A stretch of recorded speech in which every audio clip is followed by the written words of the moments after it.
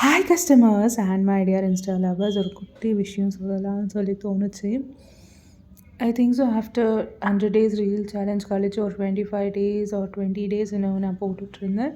To be Frank, இன்ன வரைக்குமே நான் ஒரு நாள் கூட வீடியோஸ் மிஸ் பண்ணது கிடையாது. எல்லா நாளுமே நான் போட்டிருக்கேன்.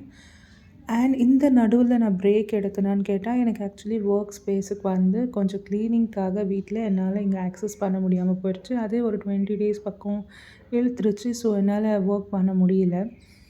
அது பிரேக்கா இல்லை என்ன, எனக்கு ஒரு ஃபாலா திரும்ப என்னன்னு எனக்கு தெரியல. To be frank enough, March month till March ஆரம்பிச்சிருந்து இப்போ வரைக்குமே எனக்கு 0 ஆர்டர்ஸ் தான். நான் ஆர்டர்ஸ் எதுவுமே பண்ணலை.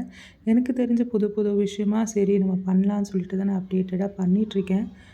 அண்ட் இதுக்கு மேலே எனக்கு என்ன பண்ணுறதுன்னு சொல்லி தெரியல. அகெயின் நான் ஆரம்பித்த இடத்துல தான் நிற்கிறேன்.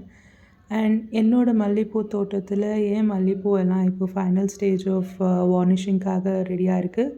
ஸோ இதெல்லாம் எப்படி இருக்குதுன்னு சொல்லி சொல்லுங்கள்.